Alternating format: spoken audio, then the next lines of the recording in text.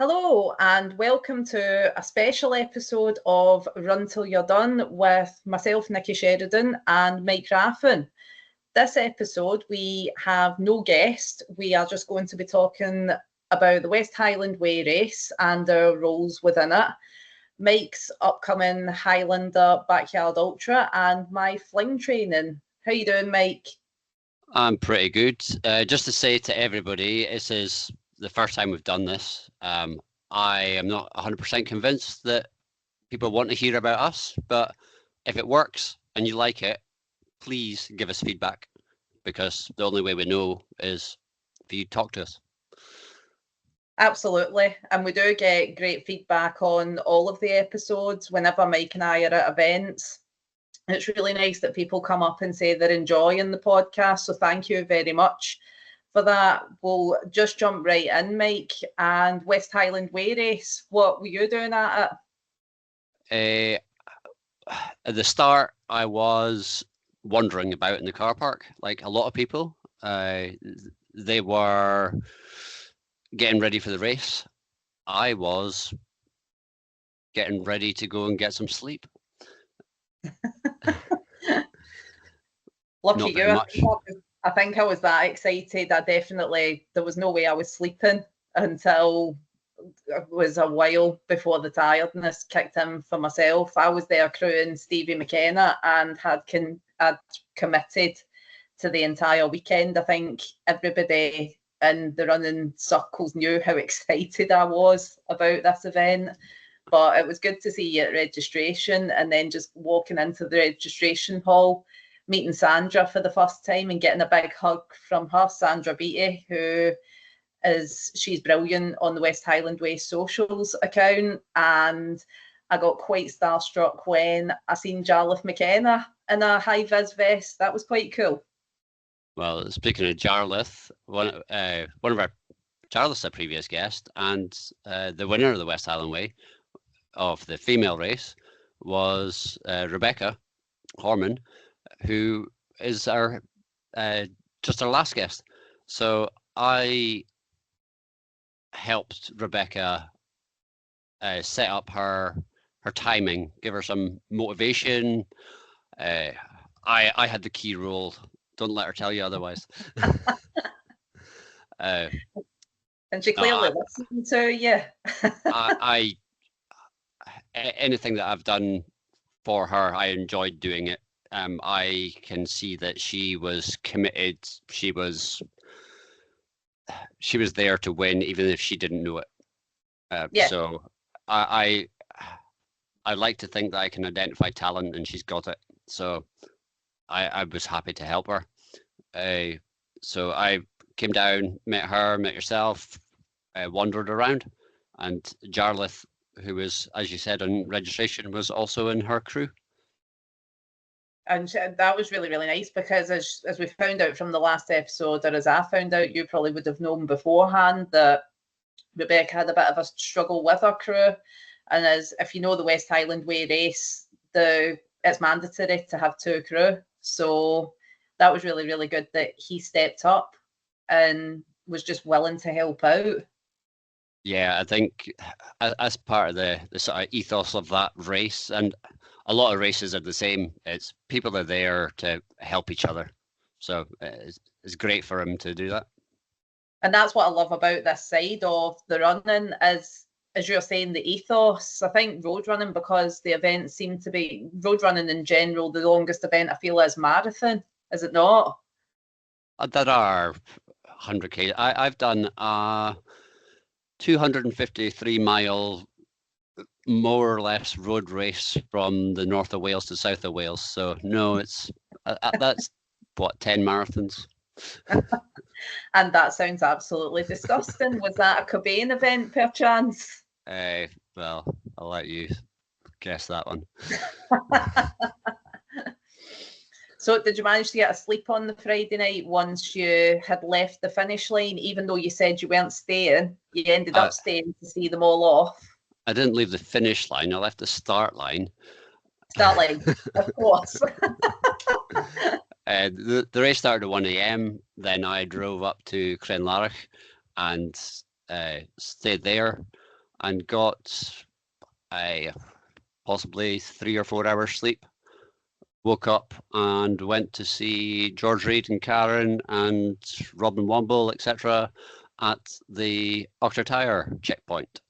So I waited around there until the first 2 runners, I think it was, came through. And I know from experience, when they come through, that's my cue to go up to Bridge of Orchy and round Victoria Bridge, start walking up the hill. Once I'm up the hill there, Jelly Baby Hill that is, get everything set up and I'll be ready for the first runner coming through. Oh, well, that sounds cool. And then does it take a lot to, because you've got a tent up there and all those jelly babies, is the pack heavy? Does it take you long to get up to that bit? It's just over a mile and uphill. I've got a big tent, and this year one of my tent poles snapped, so I had to do the last few runners may have seen that there wasn't a tent there because I had an emergency take the tent down and do my Jelly Baby Hill job at the same time. But I think I managed to cope. I usually take about 7 packets of Jelly Babies. And for all you support crew out there that have not earned a Jelly Baby, so some of them are really sort of demanding, and they think that they can get it. For your reference, that Jelly Baby is paid for out of my pocket. The race does not pay for it. So the runners, they earn it. So I'm happy to give them one. But support crew, unless you're nice to me, you're not getting one. I didn't get one, and I was support crew, but I had only started my leg at Bridge of Orchy, so there was no way I was even asking for one. But with weather-wise, you'd really lucked out on it. How did that compare to previous years? Was it the best year weather-wise you had? I think it was, yeah, it's pretty good. There was a little bit of wind. Well, everybody down at the bottom was saying it was absolutely roasting. I didn't get that. I don't know why, because you got the same cloud. It just seemed to be clouded over the whole time, but warm. So I was not uncomfortable. Not too hot, not too cold, wasn't too windy, no midges. So that was the key thing. Bonus. There was some biting clegs, but not that many. It was probably one of the tamer years. Well, that's good, because down at Balmaha and Riverdennon, they were pretty bad at that point. I don't think there was many runners hanging about at those checkpoints for that reason with the midges. I mean, with us, myself and Karen, Stevie's other crew, one of the 6 of us that were there over the weekend, she and I had like midgie spray, midgie nets, everything, that you could do. But again, we didn't hang about outside too long. We just waited in the car and then got Stevie's roll and taughty scone and sausage. We headed up to Riverdale, and once we'd seen that he was okay, gave him his bits and bobs and fell asleep in the car, and I almost missed him, like the good crew member that you do. Because by that point, as somebody as high as a kite the way I was at the start line, I'm going to crash at some point. So like a toddler with being filled with sugar, and then suddenly go to your bed, Nikki.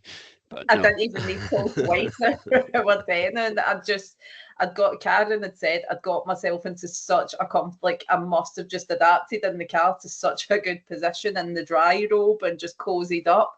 And the next thing, I'd shut my eyes and I was in a really nice rest. And the next thing I heard was, Stevie!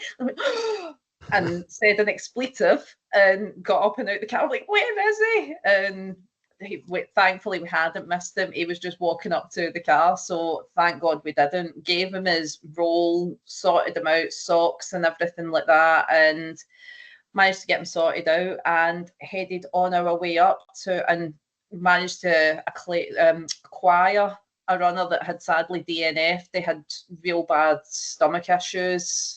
So we'd offered to take them up to Tyndrum because that's where they were meeting their crew.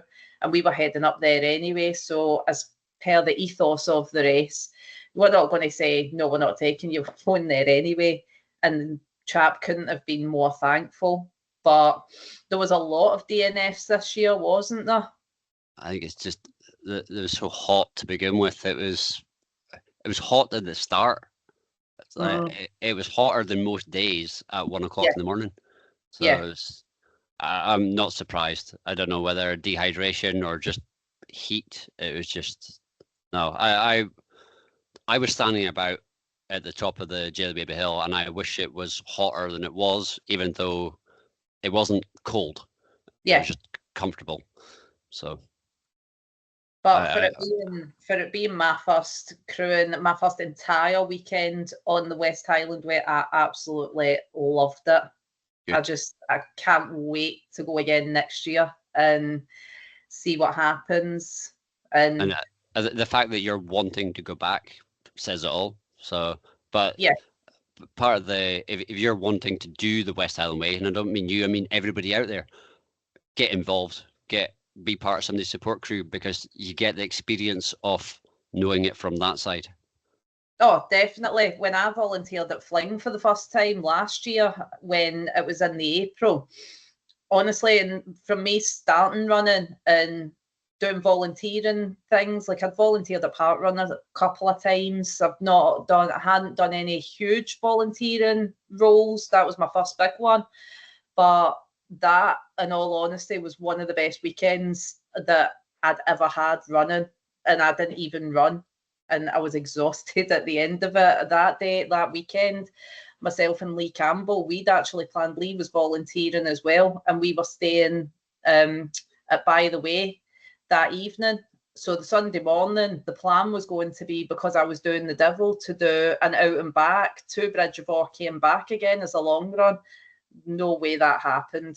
We were absolutely knackered the next day, but it got me really excited for the Devil, because it was the same team or similar, same race director and organisers, but it just gave me a feel for the event, and I couldn't wait to be involved either way, through the running or volunteering. Either way I was going to be there, but subsequently I've entered and have that coming up in September, when the dates have changed. So you said that you were Rowerdenning, there was lots of midges. Balmaha, there was lots of midges. Ochtertyre, where did you say you almost missed them? Rowerdenning. So you get sleep after that, as you drove all the way around to wait at Tyndrum? Yep. I actually didn't. That was one thing I had learned over the weekend, because I don't know why, but I was so like, I'd had a really nice sleep at Rowerdenning that by the time I was like even like nodding off on the way up there. But as it turned out, sadly, a tanker had went off the road on the A82, and straight away that put us on high alert, because I was on the social pages, everything, because we were on our way up there, and it's thinking, is this another repeat of what happened at Glencoe last year? Are we going to get diverted? Thankfully, the driver came out unscathed, and the road was open.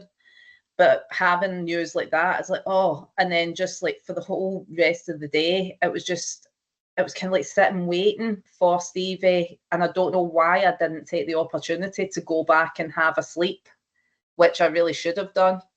I think it's because I didn't really want to leave Karen on her own as well, because it was just the two of us at that point. And then Donna, Gemma, Stu and Sketch all joined us later on, who was the rest of Stevie's crew. So it was good. So you left Ochtertyre. How many? I think it's only two. No, it's one car. That's the thing at Ochtertyre, isn't it?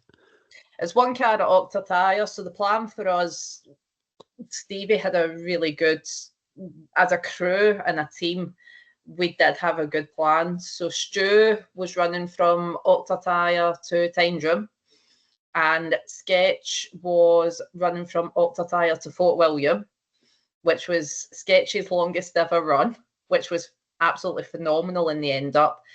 and then myself, Donna and Gemma all headed up to Bridge of Orchy, while Karen took Sketch and Stu to Octatire, if that makes sense. And then Karen headed back up to Tyndrum to pick Stu up, and the plan there was they met us at Bridge of Orchy, and then once we'd left Bridge of Orchy, myself, myself, Gemma and Sketch, we all headed up to Glencoe, and Karen and Stu did in the car. I'm sure that made perfect sense to every listener out there, but to me, it was just a load of words. So. Oh, I'm so sorry. No, I'm sure you had the plan, and to the team. Plan, put it this way, the plan worked. We all had our roles, and it worked out really, really well. Yeah. As long as you knew what you were doing, and that's what counts. Being there for Stevie. So I was. Yeah, and that's what it's about. I was really worried about support running Stevie, because he had such a phenomenal training block that he was PB in a 50k weeks out before this event. And I did think to myself, I'm going to be slowing this guy down. And I was really, really worried. And everybody told me, like all the experienced West Highland Way runners, crews, they're like, he's got 60 miles in his legs. There's no way you're going to slow him down. And I'm thinking, I don't know. Because then I had in my mind Rob Sinclair, and I'm like, well, Rob, negative split. Yep. Well, somebody who when I was at the finish, I ran to Braveheart, and as I say, ran back with him. Mike Janetta from my running club, I abused him to get a move on. He was getting a bit slow at the point. We got to next to the train station in Fort William. So you probably got 400 meters to go. Yeah. And I told him to go and overtake the person in front of him. He was doing 6-minute miles. That's brilliant. He had 95 miles in his legs. He couldn't move. Once he had a reason, because he could finish. He could just crawl to the finish and finish. Once he had a target to go for, this mentality changed. Yeah. And it was just 6-minute miles to the finish. And did Mike was he blessed with the storm on the hills as well? Oh, he was, yes. So I'm not sure he had the same enthusiasm about it as you guys did, which I'm sure you'll talk about. Well, Sketch did send us a video of how far away, and Donna shouts 9 kilometres, and Sketch then ends the video saying, we're all going to die, which I think Stevie took literally, because it's thundering and lightning and pouring on these hills, and Stevie sped up. But it turned out that Donna was quite competitive as well, because after they'd left, I think it was Lundavra, I'm sure one of them will correct me, it might have even been Kinlochleven or something, probably Kinlochleven. Donna looked behind and seen 9 head torches, and she said to Stevie, we're not letting them overtake us. Quite right. Which Stevie was saying, I'm just here to finish. He's like, no, you're not. Yeah. We're going to move. Which he was there to finish, but it's not just about him, it's about the whole crew. Yeah. So they had their motives. So but everybody in our support team and the crew had their role, as I'm sure with everybody on that start line's crews, everybody, if it's one thing that I did learn from Stevie and that weekend, the crew is so important, even for mindset. I got the chance, obviously, to run from Bridge of Orchy to Glencoe, and running with Sketch, even who, it was the first time I'd met him. He was a phenomenal runner. I don't think he's actually taken part if he has taken part in any ultras, I'm not aware of them, but I don't think he has. Sketch does other sports, but man, that guy is fit. And he was just bouncing along the Rannoch Moor, even keeping me going, because the way we worked it when we were running, because there was 4 of us, including Stevie, we would take turns about to talk to Stevie. So a couple of us would run ahead pacing as such, and one would kind of go back and chat to Stevie and run with Stevie, but we were keeping them going and just do it on a rotation, and that worked really, really well. So if anybody is considering doing this in the future, although 2 is the mandatory number, I would definitely recommend having more than that, because if you have crew members that have life events and have to drop out at the last minute, you're not completely stuck.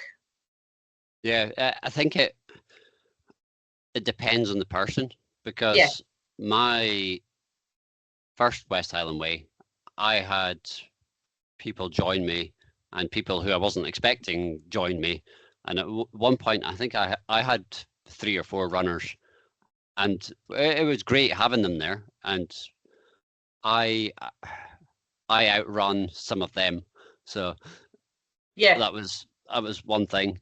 But the following, I think my goal that year was to finish within the day, or the 24 hours, and I think it was 23 and a half hours I finished the first one. But that I was allowed support crew. The next year I said to myself that I wasn't having running crew, and my crew was made up of people that could come and run and get me. If that was the requirement of the race, they came and get me. But even if I was going slow, I was doing this on my own steam. I was doing it for me. So they had their role to play, but that was driving the car, feeding me, keeping me going at the checkpoints. But I wanted to do the race, do the running part on my own steam. So it just depends what you're wanting at that time. Yeah. And I think if you're at the sharper end, sub 24 hour, and I think, you know, as you say, it depends on the person. I was aware of a runner that was going for sub 24 hours, and they did have running crew as pacers with them, which I think really helped them, because by the time he had got to Bridge of Orchy, he wanted to sit down, and his crew member, who is a good friend of mine, said, "Why do you want to sit down?" And he says, "Because I'm tired." He's like, "Yeah, you're tired. You've ran 60 miles. Now get up and get out the checkpoint," which I found quite harsh. But upon speaking to the other crew members, I was like, no, there was a tactic in that. We weren't just being mean. And it's like, right, okay, well, if you've got a set goal, then fair enough. I completely appreciate that. Yeah. Well, there was one female that came past Jelly Baby Hill, and she must have been on for about 28 to 30 hours, and she was on her own. She didn't have any crew or anything like that. And I actually told her that it was quite refreshing to see somebody doing it on their own steam. It's like there is a place for having a crew to help you, but she was doing it on her own merit. Yeah, definitely. So I think it just depends, as you say, on the person. Yeah. If it was me, I want people with me. That's because you like to talk. Well, what gives that away? So if we move on from West Highland Way, the 2 of us have since been on holiday, hence recording this episode tonight. And can we move on to your upcoming event next weekend? Yeah, but some of us were on holiday. Some of us were racing, just not running. On a holiday. So what did you get up to on your holiday, Mike? I was taking part in the World Skiffy, which is a type of rowing boat, championship in Stranraer. The exotic climbs of Stranraer, because it's been held in Holland, Ireland, and various other places, and I get to go to it when it's in Stranraer in Scotland. So, but it was 29 degrees. I had 4 races to take part in, 3 for my club, and one other club was short a person for a certain race. So I took part in that, because the type of rowing that we do, it's all about sort of community. You help each other out, just like what we're talking about with running. Yeah. So if they needed a an extra rower, I was happy to do it because it meant that I got to row. So, and that's quite a cool fact about you, because I'm sure that quite a lot of people don't even know that you row. Like anybody that tunes into this podcast, I bet obviously run till you're done. They don't realise you do that as well, which is pretty cool. So I would say it's taken away from my training as running for the last however long, but it hasn't. It's cross training. It just adds to it. Yeah, absolutely. Not as much as when you had to go for an ear operation during this block as well, which, how long did that take you out for? Well, going back even further, last October, I took part in the World Backyard Team event, and I had to stop after 133 miles because I thought my quad was hurting, but it turns out that my Achilles was hurting, and I was compensating by going to the other side, and the pain was just deferred. So I stopped to prevent me causing permanent damage, and I'm glad I did. I made the right choice because I have been sore in my Achilles pretty much every day for the last 8 months. Yeah. It's getting better now. I can manage it. It doesn't hurt when I run, so that's okay. And did you go and see, I'm imagining you went to see a physio and they would have gave you exercises to be doing? I've been to see physio at least 8 times, and it does help. But as I said, they taught me how to manage it. I wouldn't say it's fixed, but it's manageable. So well, that's good. But yeah, and then as you said, I burst my eardrum in February, I think it was, and went to see the doctor and told him it's not the first time I've done it. I just wanted it fixed. I keep getting hearing problems in my left ear. I think it's possibly since birth, definitely since I was a teenager. It comes and goes. I can't hear properly in my left ear. I put up with it. I think my hearing's fine on the right ear, and I compensate for it, so I don't notice it as much. But when I told the doctor this time, just get it sorted out, I'm fed up of it coming back. They did an MRI scan, and I had a chleuostoma, which, for those that don't know, because I didn't know, is the only stoma that isn't cancerous. So it was a growth on the inside of my eardrum, but it wasn't cancer. So thumbs up for that. So about 2 months ago, I had a operation. They basically cut my ear off, drained the extra fluid, cut out the extra skin growth. It was damaging the mastoid bone, and they stopped it, hopefully. Ever since then, I wake up every morning and my ear is leaking brown gunk, whether that's blood or earwax or whatever it is. It happens. My hearing isn't back to, it's not 100%. It's I think it's better than it was, but only ever so slightly. But when I wear bone conductive headphones, my hearing's fine. So the actual mechanical part of your ear works. It's just the sound isn't getting to my ear. So yeah, that's taken me out of training for a while. And what the listeners are dying to know is the busting of the eardrum is February is nothing to do with me joining this podcast, is it? I can't confirm or deny that. But yeah, that's how my training's been going. Achilles problems, hearing problems. I would say that my training, it's not as good as it was for the October race, but that was probably, I was in the best shape I've ever been in my life. It is as good as it's been for previous races, which I've won. So I think I'm in a pretty good place.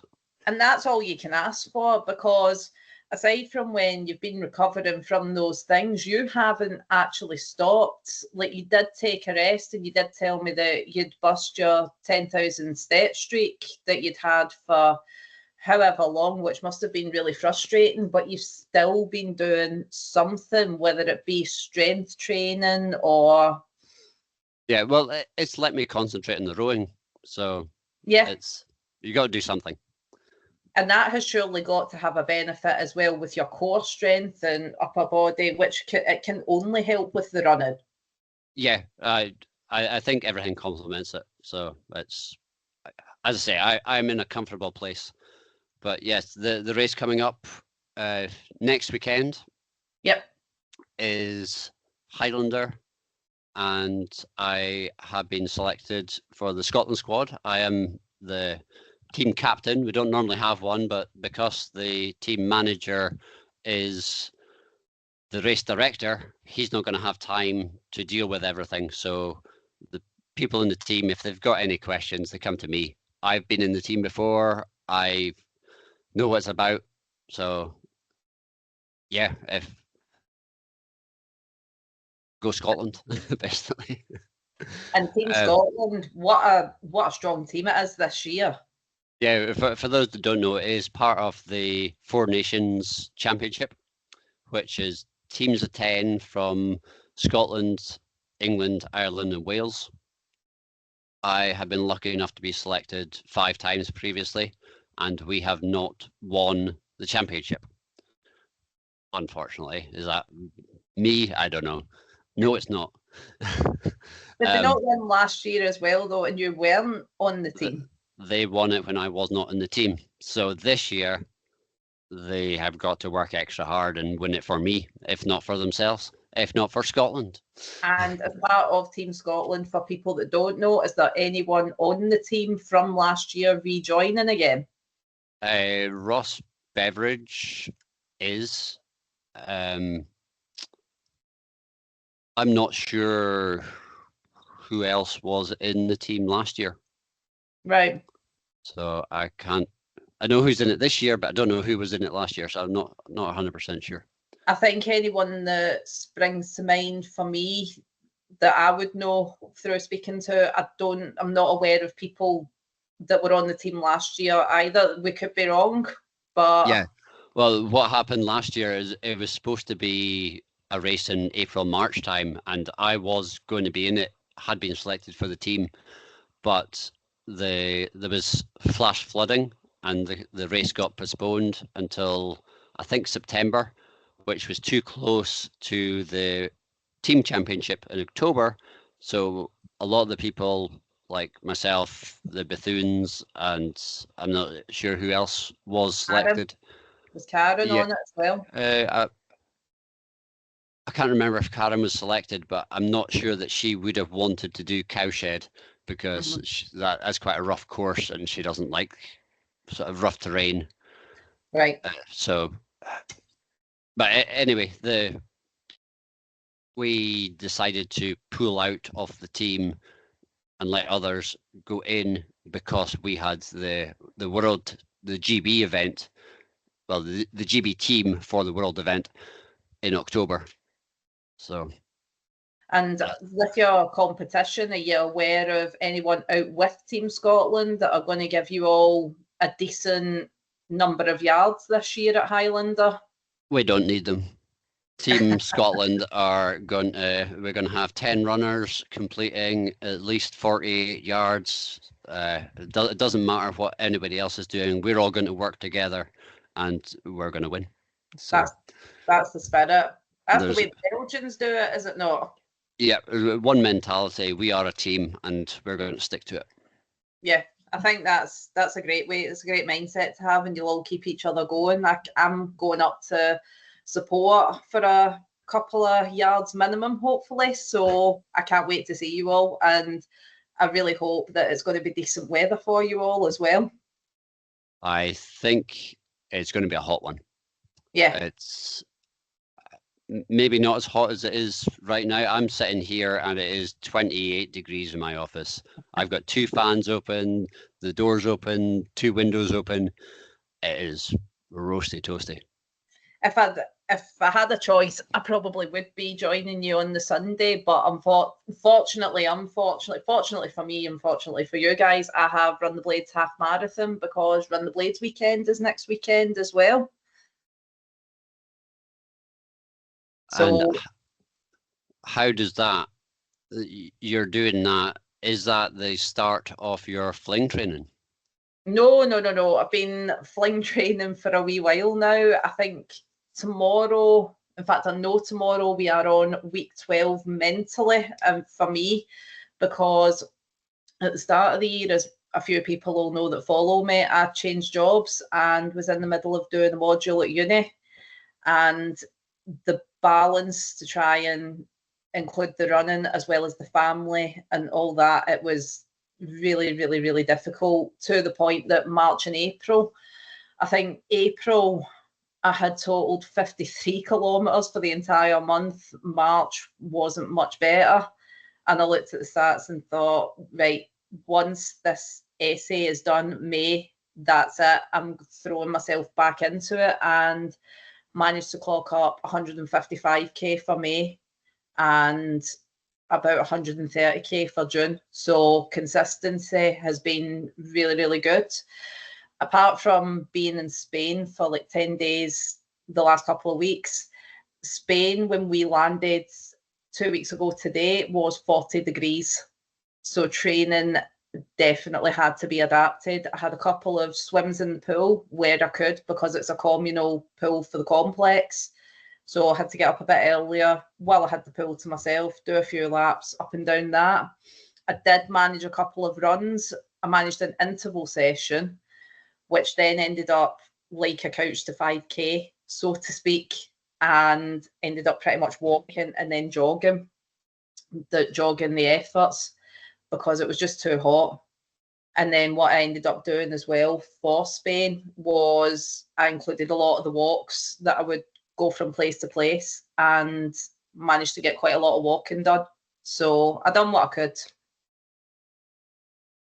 Well, I guess heat training, because, well, the fling has now moved to dates, but you used to be able to guarantee that was going to be a nice weekend because the fling's on, it's going to be roasting hot.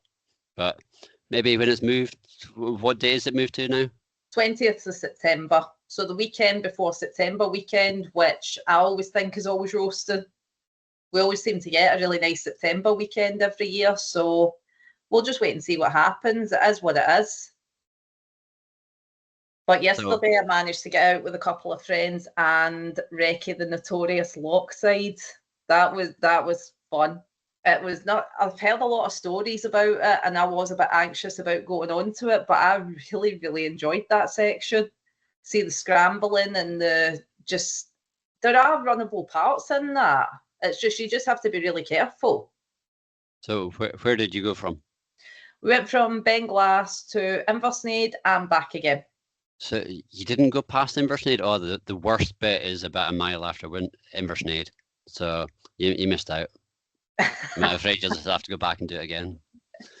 Well, I'm definitely doing I've got the bit just before Riverdenning to Recce and Riverdenning to Inversnaid. And that will have been me, and just a tiny bit before Gartness. But aside from that, that'll have been me covered the entire West Highland Way and Fling route. So I'm really happy that I've managed to do that and get sights on the whole route, because I think that's half of the battle. If you can go and recce it, go and do it.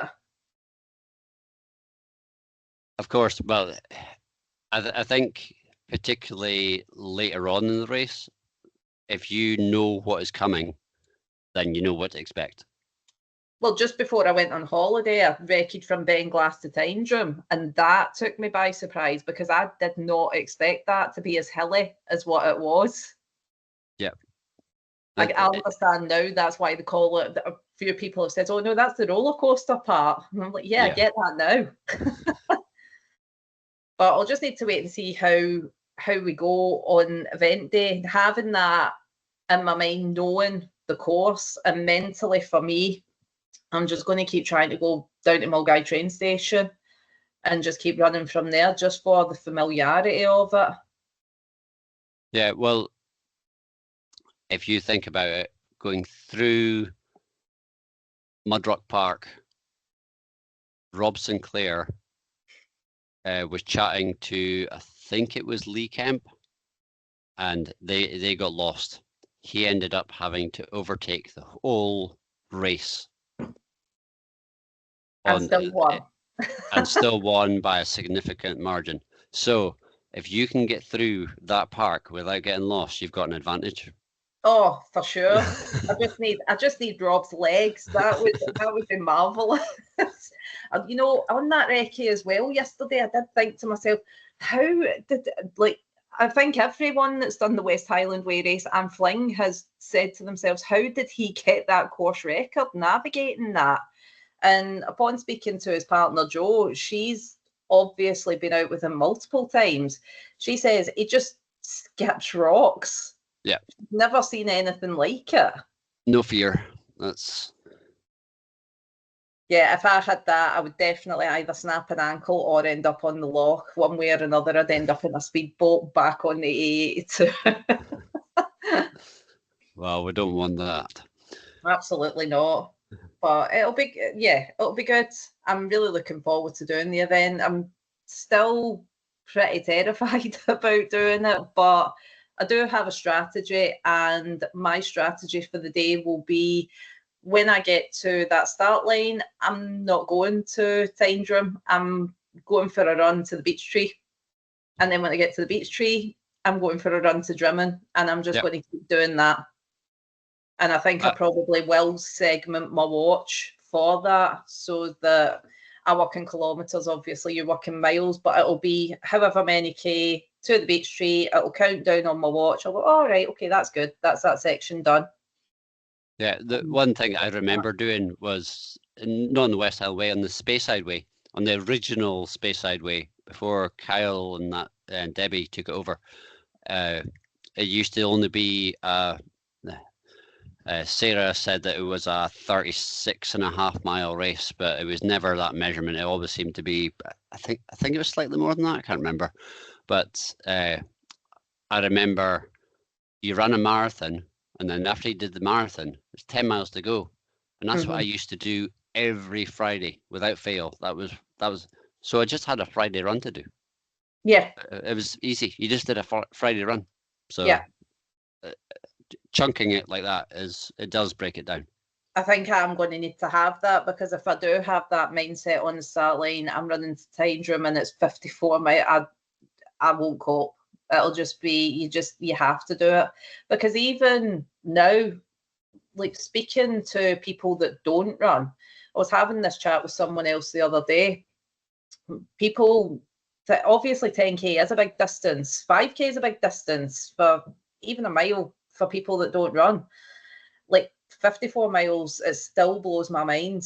Like, I don't think I've quite normalised that yet. So obviously there's people out there that, oh, it's 54 miles, it'll be fine. But no, for me, it's like, oh my God, that's like 2 marathons pretty much. Well, put it into perspective, what you're just saying there. The t-shirt that I'm wearing right now, and yes, it is a Cobain Events, it was for finishing the hill. The race was 160 miles. But rather than 160 miles is too much, so I was counting in double marathons. How many double marathons have you done? Do you remember the first event that you thought, oh my God, that's a huge distance? Because mine's obvious. It was like a marathon. A half marathon was huge, and then it was a marathon, and then I don't know, it spirals out of control, doesn't it? So do you remember thinking, oh my God, that's a big distance? I my first ultra was the D33. Mm-hmm. My second one was the Fling, and I remember going to Mulgai car park and being not scared but excited, nervous about it. And I think that was at the time that was a big thing. I'd never done anything that big before. It was almost double the D33. It's not quite. And then, well, it is double a marathon. So that was what I'd done before. So yeah, I think I was excited about it. Yeah, I think that's the way I feel for the Fling as well, because definitely completing the Devil was a huge confidence booster. I mean, I think had I not completed the Devil, I wouldn't be doing this. There's no way. But now learning so much from the Devil, and my race time was very much reflective of my mental state that day, because it was shocking. I had an absolutely terrible race. Like, God, I still don't know to this day how I finished that race, but I did, and that was me at probably one of my worst. So I'll just go into the event and hope that I can feel well, have a better mindset, and just, as I say, chunk it. Yeah. Well, the Fling as well. I've been in that race, and I think it was some point after Balmaha, and I was getting cramp. There's various reasons why you get cramp. It's lack of salts, dehydration, not moving the muscle enough, moving it too much, whatever it is. I had cramp. But rather than saying, right, I'm going to give up, I just sort of changed the mindset and said, I'm going to finish and I'm going to enjoy it. So I ended up like running along with somebody else who was, they knew that they were slower than me, and they were appreciative of the company. I was appreciative they were pulling me along. So just sort of do what you need to do to get to the finish. Yeah, for sure. And I've said that to a lot of people. I've actually changed my word into when I finish the Fling. It's not if I finish. And that's not through arrogance in the slightest. That's just, I'm trying to be positive. So if I'm speaking to people in the future, I say when I finish Fling, it's not like, oh, well, I'm that good, I'm going to finish. It's not that at all. It's, I need that in my head, because... Yeah, no, you're determined. Yeah, absolutely. And be hook or be crook, I will be getting. And also, I've backed myself, because we had the opportunity to have the 5 o'clock start, which has caused a bit of conversation throughout the community, which is great, because I love a debate. And it did say on the entry form, if you completed the Devil in 11 hours or longer, you are strongly advised to do this 5 o'clock start time. My time for the Devil was 12 hours and 20 minutes. So naturally, I signed up to the 6 o'clock start because I'm backing myself. Yeah, well, you will have improved since you did the Devil. So it's, I can understand why you want to do that. And in a way, you're forcing yourself to be better. Yeah, definitely. There's no way. And fair play to people that do the 5 o'clock start. That is not a slight against them at all. You know, more respect to everybody that toes that Fling line. But for me, and probably people listening will be thinking, Christ, why is she not starting at 5 o'clock? She should, because she's dead slow. But you know what? See if I get on with you. We don't want any of your negative around here. You need to improve and be like Nikki. You know what though? See if I do get timed out at any checkpoints or what have you. That's me. I've got to push. I'm not going to quit running or anything like that. I'm pushing myself. So we'll just wait and see what happens, and we'll see me on that red carpet and have my moment, hopefully. If you don't have any races or family commitments, will you be there? You're saying it's the 20th of September. It's a Saturday.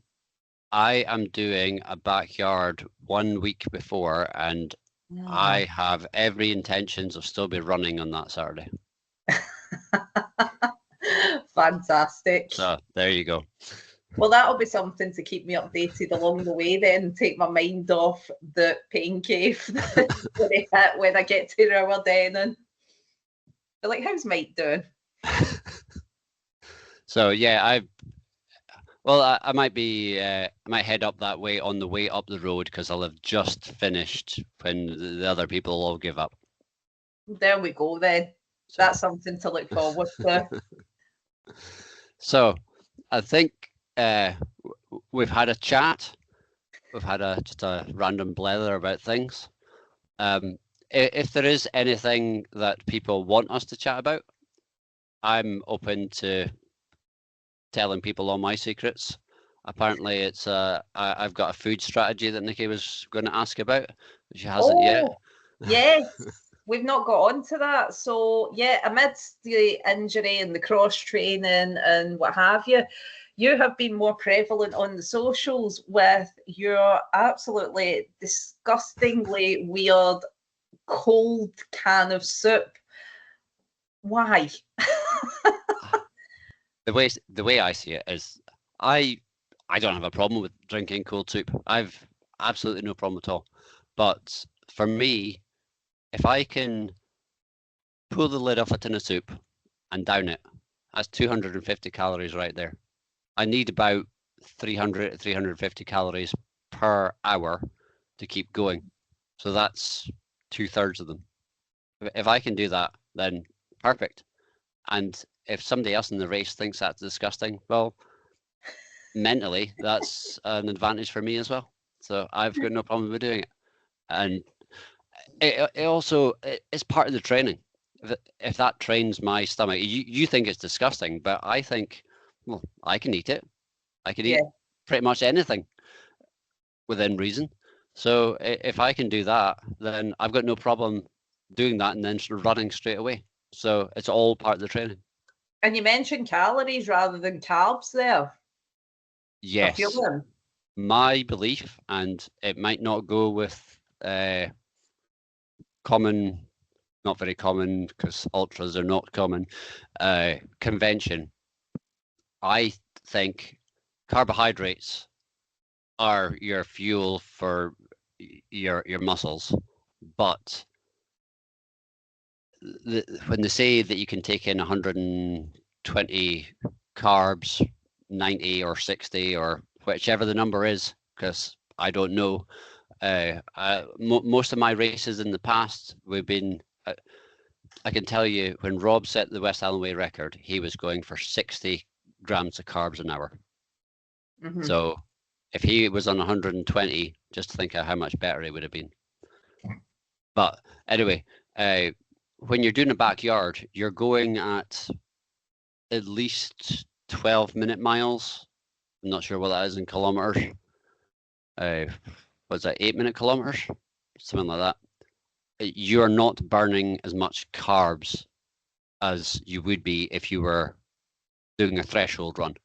And that, running a marathon, you're burning your glycogen stores and your carbs are sort of topping that up. When you're doing, was it zone 2 heart rate, you're burning your fat stores and not necessarily your glycogen stores. So you just need to concentrate more on calories rather than carbohydrates. Carbohydrates make a massive chunk of it, but fats and protein have also got a role to play. And that's a really good piece of advice. That is something that I'll definitely look to take forward. I'm still 10 weeks out and still desperately needing to train my guts. So I don't know if I will carry a can of soup on my training runs, but never say never. But just think, at a checkpoint, you could look forward to your favorite flavor, and you don't need to take it with you. You drink it at the checkpoint and then leave the can. There are bins there. I know that Johnny Fling has his Fling bins, as he used to call them. I don't know whether he still does or not. He usually sets them just after the checkpoint, so you can drink your soup, and then when you're about 20 meters down the road, you can put them in the Fling bin. So there you go. There's my flavors. What's your favourite? Well, I thought it was going to be tomato, but tomatoes too acidic, and that's exactly why you need to train, because you find out these things.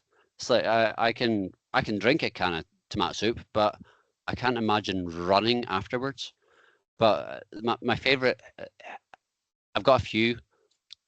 Actually, no, I've just thought of my favorite one. There's a few good ones: Scots broth, minestrone, chicken noodle.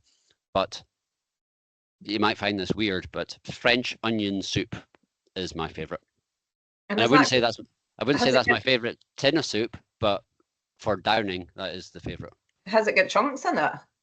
It's got sort of chunks of onion. I can actually imagine someone listening to this on the long run just now and going, oh.